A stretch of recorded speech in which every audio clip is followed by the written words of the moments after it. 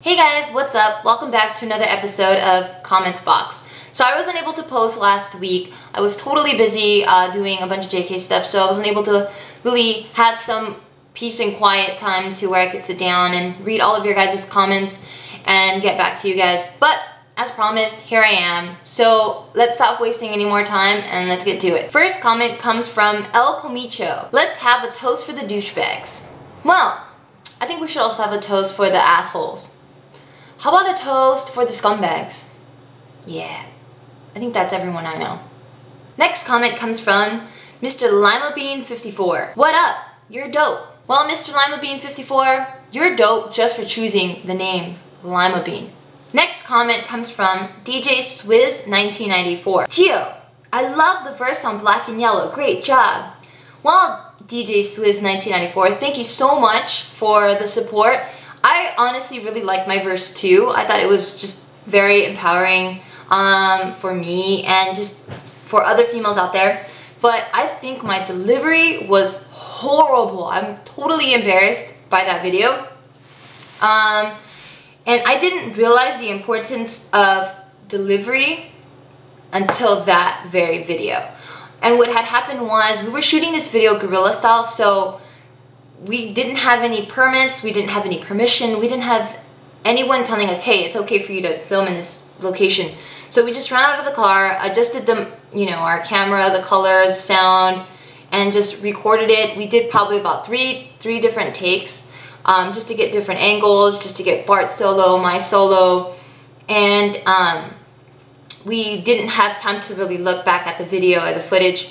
So yeah, when I got home, I saw what was recorded and my performance, and I was totally embarrassed. But hey, whatever, live and learn. Now I know for the next time. It's definitely not the last time that you guys see me rapping or doing anything with music, but now I know. A question from In This Misery reads, when did you and Bart meet, and when did you guys decide to move in together? So Bart and I met back in 2004, and he actually decided to move in with me where I was living at the time first because he had just graduated from UCLA, and at that time he was living out there for school, so the rent was really expensive, and it really wasn't worth him paying the amount of rent that he was to live there when he no longer attended that school. So instead of looking around and trying to find a really good deal, he had asked me if I knew of any places, and at that moment one of the 3 girls that I was living with had to move out. So there was a vacant room, and I asked him, you know what, I live in a house with, 2 other females, and we're really clean, we're girls, I don't know how comfortable you are with that, but let me know, and you can totally move in. So that's what had happened. He decided to take the offer. He moved in, so it was us 3 girls and him. We all had our own room. It was pretty cool, but then him and I would always stay up working on JK stuff, and our own rooms became really small to hold, merch, meetings with clients and stuff. So we decided that the best thing was for us to just move in together, save on rent, save on everything, split everything down the middle, and we still had a comfortable place to hold our meetings or to be loud or to be working late at night without really interrupting anybody. So that's how it happened. Next comment comes from Doe R Series 1. I like cheese! Cheese. I don't really like cheese just because it smells like nasty fungus feet. The only time I will really eat cheese if it's on like a pizza. Besides that, I'm not the biggest fan of cheese. So Doe R Series 1, if you and I were homies, we would get along just fine because you can have all the cheese in the world. You don't have to worry about me taking any of it. Next comment and question comes from Spartan K. Hey Gio, I was wondering, what was your experience like studying marketing? I am going to go to university next year, and like you, I was torn between my creative side and my logical side. I am extremely interested in visual arts such as photography, graphic design, and videography. But I decided to scrap those ambitions for a safer career in business, more specifically, I hope, marketing. Also, are you glad to have chosen business over art? Thanks. So my experience in marketing was a great one because I am creative like yourself, but I really enjoy business, and I enjoy anything in business. I just enjoy the interaction between people. I enjoy the strategizing, the planning, you know, the structure. So for the kind of person that I am, me picking business over art was just super easy, and it was, I think, the best decision that I could have made, because now I have the structure, I have the tools, so that when I do want to pursue my creative side, I can put it out there and I can promote myself, and I can I can put my work in front of an audience. But if I was super good, let's say at photography or graphic design or videography, then maybe my answer would be different, and I would say, hey, you know what? I should have picked art over business, because I think if you're really good at something and you're passionate about it, then I think that you should make that your career. And there are people that say, you know what, you shouldn't make what you love your job, but for me, it's the opposite. I feel if you are doing what you love, then it's no longer a job, it's no longer work. Next comment comes from Sazu5, capital D. Just kidding, I know what that is. Smiley face, back to you. Next comment comes from Hatjax, LMFAO. I love how blunt you are in your comments box video. Thank you so much. I don't try to be offensive, or I don't try to be funny, or I don't try to be rude. I don't try to be anything. I just speak how I feel. And I'm so grateful that you guys haven't like cussed me out or told me off, and you guys totally understand my character, because I don't mean any harm.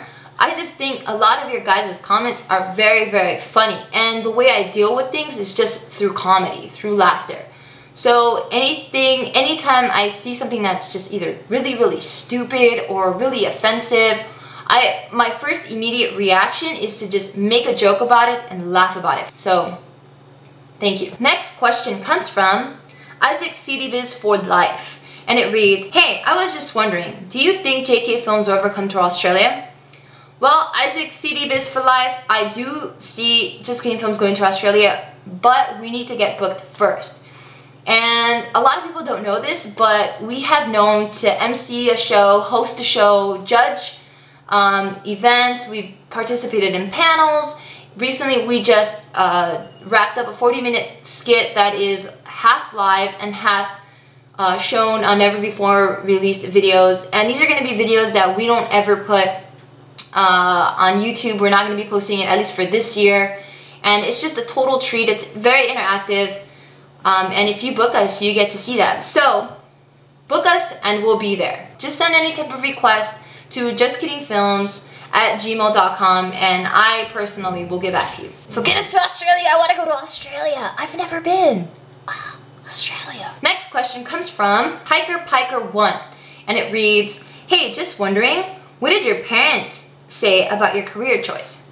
Well, initially when I took the whole financial route, they were just happy to see me, you know, doing well. I had a new car, living on my own, you know, living pretty comfortably. I didn't have to depend on anybody. I was an independent woman. So they were very satisfied because they just saw a very promising future for me. But, you know, I had to follow my heart, and I really had to pursue my passion. So I really had to convince them that I knew what I was talking about. And the way that I went about doing that is, you know, I sat them down and I explained my business plan to them, and I pretty much mapped out the next 5 years of my life. And I had to pretty much give them a presentation and let them know that, hey, you know what, I'm not just jumping into this just blindly. I know what I'm doing. Just trust that, you know, I'm going to be successful. And, you know, you kind of just have to sell it to your parents. At least for me, I had to sell it to them. And, you know, at first they were just really skeptical about it, just because, you know, they don't know what it takes to be in entertainment or to own your own business in entertainment. So they were definitely scared, and they were always checking back with me like, hey Gio, do you need money? Or hey Gio, how's everything? Are you okay? Like constant calling, and you know, they were just nervous because, you know, parents love you and they want the best for you, and they always want to know that, you know, you're living comfortably. So now they're comfortable with the idea because, you know, I constantly keep them updated, and I let them know, you know, this month we're going to be doing these many shows, or look, we just came up with this merch, and, you know, hey, look at our website, look at what we're producing, look at this, look at that, and they really believe in, you know, in the company, and they see a lot of growth coming from me and just getting films.